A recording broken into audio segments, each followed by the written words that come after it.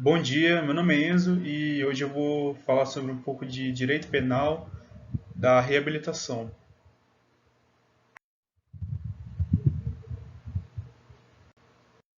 O que é a reabilitação?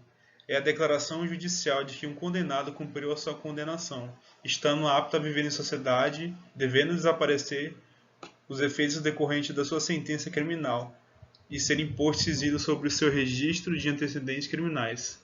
A reabilitação tende a desenvolver o que foi condenado à capacidade para o exercício de cargos, direitos, honrarias, dignidade ou profissões de quais ele foi privado como consequência da sua condenação imposta. E quais são os requisitos para a reabilitação? Os requisitos estão colocados no capítulo 7 do Código Penal, nos artigos 93, 94 e 95.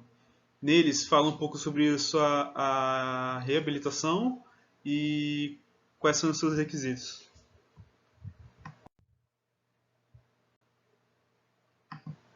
Requisitos para que se possa pleitear a reabilitação. Eles estão escritos no Código Penal, no artigo 94, e eles são requisitos cumulativos. O transcurso do período de 2 anos, desde cumprimento ou extinção da pena, o domicílio do condenado no país pelo período anterior citado, o bom comportamento público e privado do condenado, o ressarcimento do dano causado pelo crime ou comportamento, da impossibilidade de fazê-lo, assim como a renúncia do ressarcimento pela vítima ou novação da dívida. Cada um desses temas serão tratados mais adiante. Um dos requisitos para ter direito à reabilitação é a condenação definitiva, que tenha já transcorrido 2 anos da data da extinção da pena ou início do período de provas, no caso SUSIS e o livramento condicional, que não tenham sido revogados. Após o término do cumprimento de qualquer pena, o réu deverá aguardar mais 2 anos para a solicitação à reabilitação. O segundo requisito é que o sentenciado tenha tido domicílio durante esses 2 anos no país, ou seja, ele tem que permanecer no Brasil e não pode ir para o exterior. Vale uma observação do César Roberto Bittencourt que ele entende que isso é inconstitucional, pois limita indevidamente e desnecessariamente o intu libertus do indivíduo que cumprida ou a extinção da pena tem o direito de se comover para onde e quando quiser.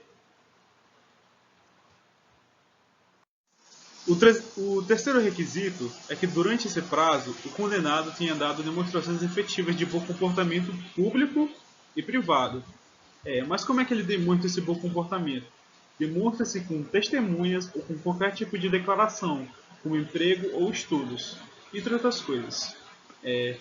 Vale ressaltar que durante esse período ele não pode ter nenhuma passagem pela polícia, pois senão o benefício é revogado.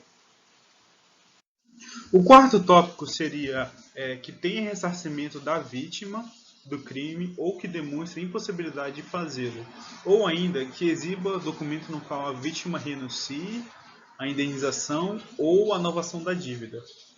Bom, o ressarcimento da vítima seria, por exemplo, se o condenado ele tiver quebrado uma TV, ou seja, ele vai ter que devolver uma TV igual ou melhor que aquela.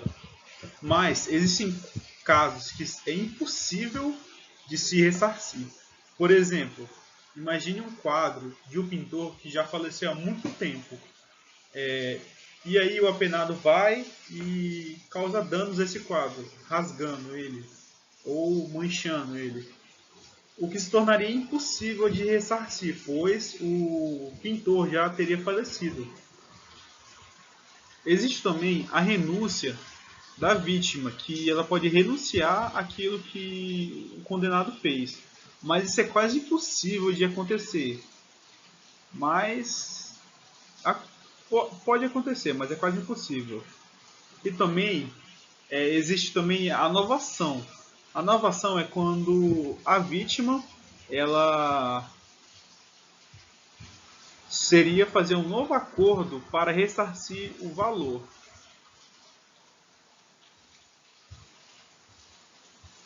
A pessoa também ela pode entrar com uma ação a qualquer tempo, desde que ela comprove que ela precisa de tal objeto num prazo de 2 anos. A reabilitação pode produzir dois efeitos: sigilo sobre os registros criminais do processo e da condenação. A reabilitação criminal produz efeitos positivos ao apenado, que requer, depois de cumprida a sua pena, são eles: sigilo sobre os registros criminais referente ao processo e à condenação imposta por sentença, os resguardo do sigilo e das informações e a suspensão dos efeitos extrapenais específicos. Dessa forma, o objetivo é a ressocialização do apenado, facilitando o reingresso do mesmo na sociedade, para que possa conviver harmoniosamente com a sociedade. Atualmente, o sigilo já é obtido de imediato e de forma automática por força do artigo 202 da LEP. Assim, para se obter o sigilo da condenação, não é necessário esperar 2 anos e instruir o processo postulatório. Não constitui um cancelamento definitivo dos registros criminais, mas impede também a sua divulgação. Ressalvas são: concedido o SUSIS, o sigilo só pode ser quebrado quando as informações forem requisitadas por órgãos judiciais ou pelo Ministério Público para instruir processos criminais. Um outro ponto seria cumprido ou extinta a pena, independente da reabilitação, o sigilo só pode ser quebrado para instruir processos pela prática de nova infração penal ou outros casos expressos em lei. Concedida a reabilitação, o sigilo só pode ser quebrado quando as informações forem requisitadas por um juiz. Enfim, o sigilo decorre da reabilitação mais amplos, que somente pode ser exercida especificamente da condenação. Suspensão condicional de alguns efeitos da condenação também exclui o efeito específico previsto no artigo 92, inciso 1 e 2, e também não impede a reincidência e a revogação. No artigo 95 do CP, a reabilitação é revogada de ofício ou de requerimento do Ministério Público, se o reabilitado for novamente condenado como reincidente, a pena não seja de multa. Requisitos: a condenação do reabilitado como reincidente por sentença incorrigível, a nova condenação seja a pena privativa de liberdade. Com a revogação, os efeitos que estavam suspensos voltam a vigorar. O juiz compete para conhecer o pedido da reabilitação do juízo condenatório da execução. O prazo de 2 anos conta-se da efetiva data da prescrição e não da data que foi declarada a prescrição pelo juiz ou o tribunal, e havendo a condenação de pagamento de multa, o prazo de 2 anos conta-se a data do pagamento da multa. Se houver várias condenações de diversos processos, a reabilitação somente poderá ser requisitada quando o cumprimento da última pena, não podendo ser ouvida quando a aplicabilidade do artigo 743 do Código de Processo Penal.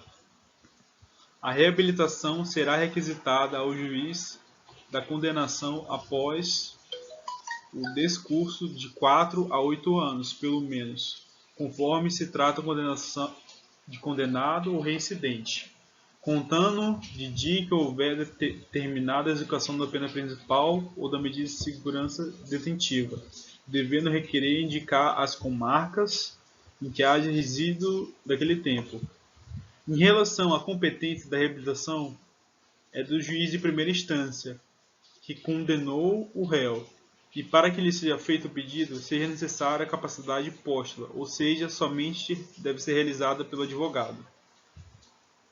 E assim chegamos ao fim do meu tópico. Espero que vocês tenham entendido. Muito obrigado e até uma próxima vez. Oi, boa noite.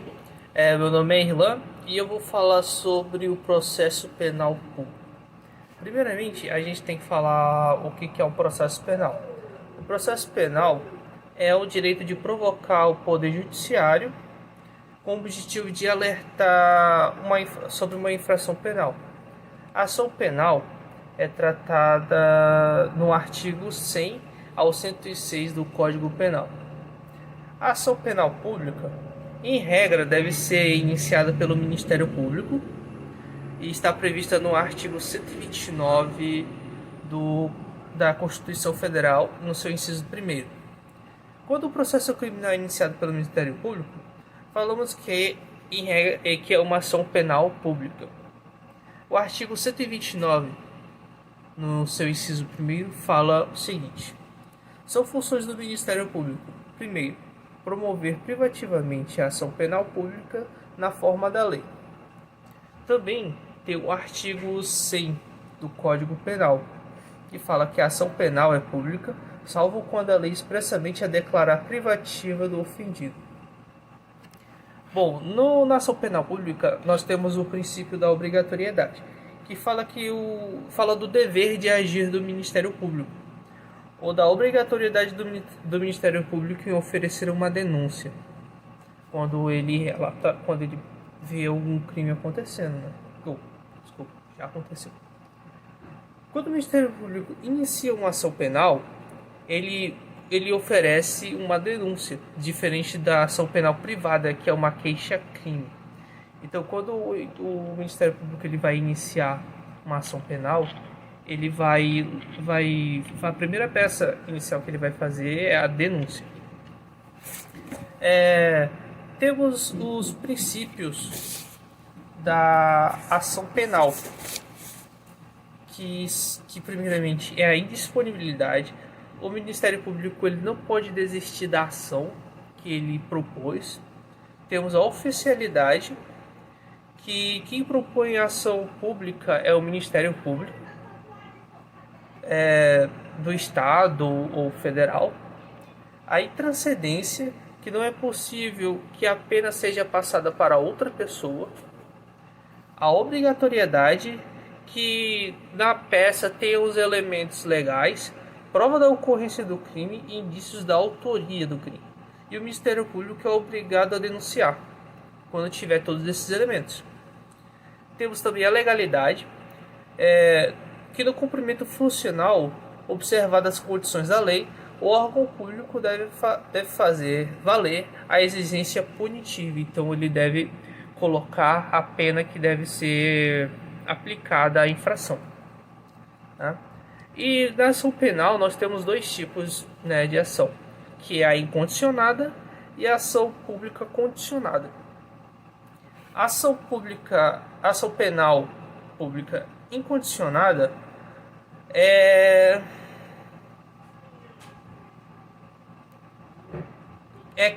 a ação penal que o Ministério Público oferece, não tendo a manifestação da parte, né, da vítima, ou de outra pessoa, se denominada ação penal incondicionada.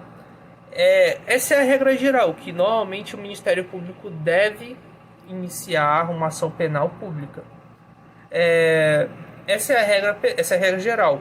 Quando a lei não menciona a necessidade de queixa, representação ou requisição do Ministério Público ou do Ministério da Justiça. Do Ministério da Justiça, né? Quando a lei fala que não precisa de uma requisição, não fala ou de uma necessidade de queixa do Ministério da Justiça, o Ministério Público, em regra, vai iniciar uma ação penal. Também temos a ação penal pública condicionada. Esse tipo de ação consiste na representação da vítima ou de seu representante legal. A legislação vai prescrever e falar somente se proceder mediante a representação. A gente vai entender como representação somente a manifestação da vontade da vítima, com objetivo de investigação, que está prevista no artigo 130, inciso 2º do Código Penal. É um dos exemplos, né, que eu vou ler agora. O crime do artigo 130 é o perigo de contágio venéreo.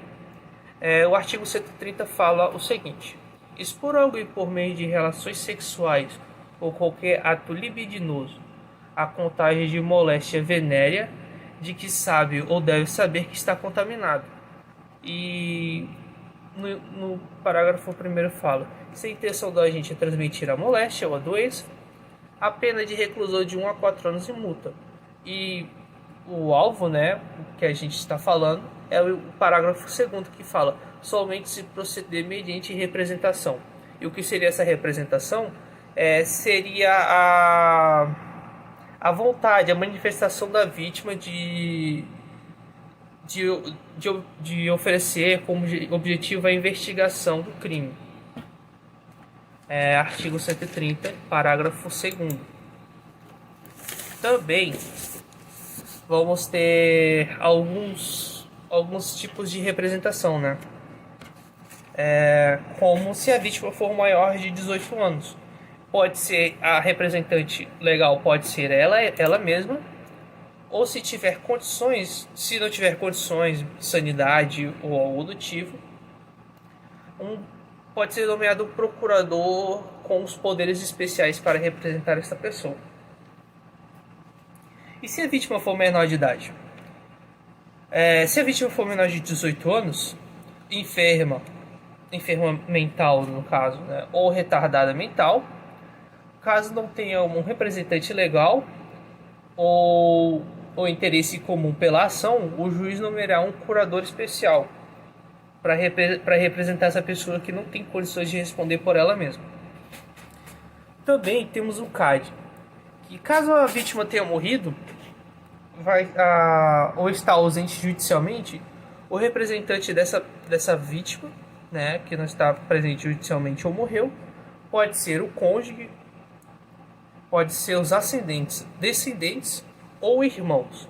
Um desses 4 para representar essa pessoa que está ausente. Também temos o prazo de representação, que é colocado, que é decadencial e ele tem um prazo de 6 meses para representação. E são contados a partir do dia em que o titular da ação toma ciência de quem cometeu o delito. E se decaído o prazo não for nomeado nenhum representante, ocorre a extinção da punibilidade. Também temos a retratação, que seria meio que um pedido de desculpas à pessoa que está sofrendo a ação. Tá? Que fala assim: o segundo artigo 25 do Código de Processo Penal fala que a representação será irretratável depois de oferecida a denúncia.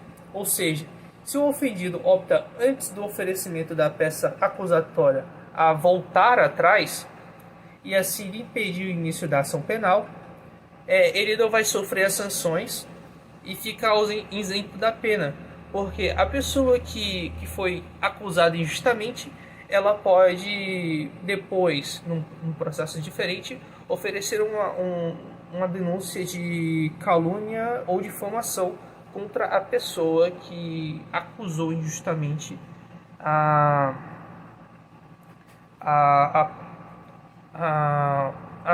o réu, desculpa.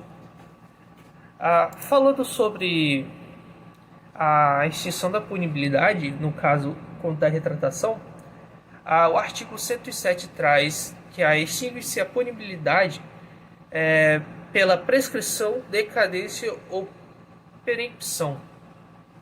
Também no artigo 143 do Código de Processo Penal, se eu não me engano, fala que o aquerelado que antes da sentença se retrata cabalmente da calúnia ou difamação fica isento da pena.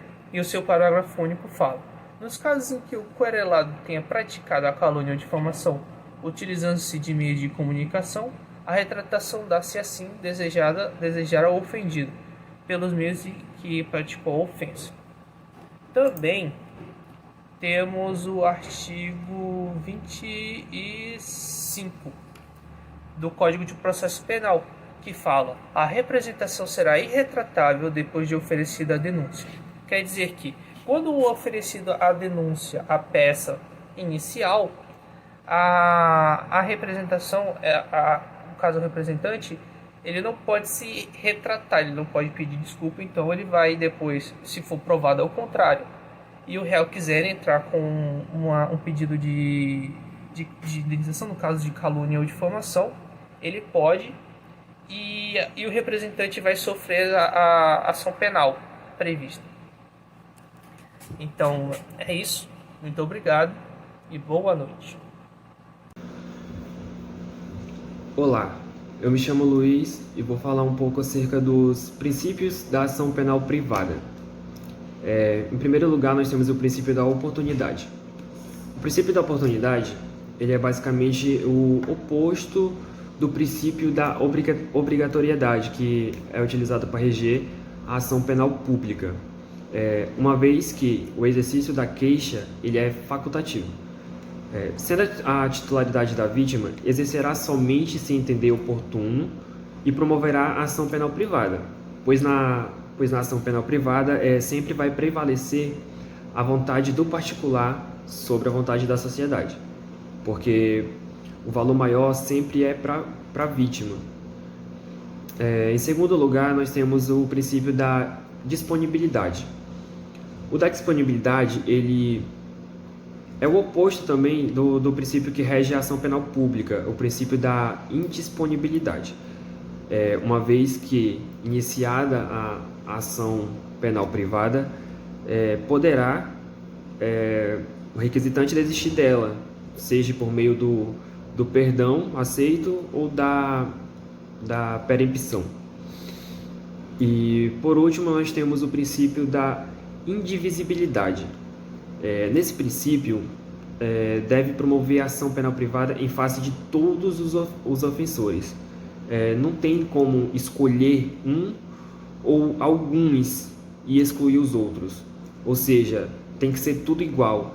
O perdão de um vai ter que se estender aos demais. Assim como se deixar um de fora, os outros também sofrerão os efeitos dessa decisão. Bom, agora eu vou falar um pouco acerca das espécies de ação penal privada. A primeira espécie é a ação penal privada exclusiva. É aquela em que a vítima ou seu representante legal eles têm o poder de exercer diretamente. É a chamada ação penal privada propriamente dita, né? Nesse caso, se houver a morte do ofendido, por exemplo, o cônjuge ou seus descendentes, irmãos ou familiares de primeiro grau, eles têm o poder, eles podem propor ação privada. Em segundo, nós vamos ter a ação penal privada personalíssima. No caso da personalíssima é um pouco diferente, por quê? Porque a ação somente pode ser proposta pela vítima, nenhuma outra pessoa vai ter esse direito, né? E nesse caso não há representante legal, nem a possibilidade dos legitimados. Se o ofendido ele vier a falecer, não existe outra alternativa, né? Nesse caso vai ser extinguida a punibilidade. E, por exemplo, se a vítima for menor de idade, né, não tiver 18 anos, aí vai ter que ter paciência e esperar alcançar a maioridade, né? Em terceiro lugar, nós temos a ação penal privada subsidiária da pública. Nesse caso, sempre que numa ação penal pública, o Ministério Público ele apresentar, não é inatividade, mas ele ficar no estado de inércia, né? Ele não vai atuar dentro dos prazos legais, ele não vai pedir nem o arquivamento e nem pedir também novas diligências. Então, o sujeito ofendido, ele não pode ficar no prejuízo nesse caso. Então, ele poderá apresentar a queixa e o Ministério Público ele sairá dessa posição. Ele terá que sair dessa posição, né? E oferecer a denúncia substitutiva. Nesse caso, o Ministério Público ele vai continuar sendo o autor da ação e sendo o dono da legitimidade ativa.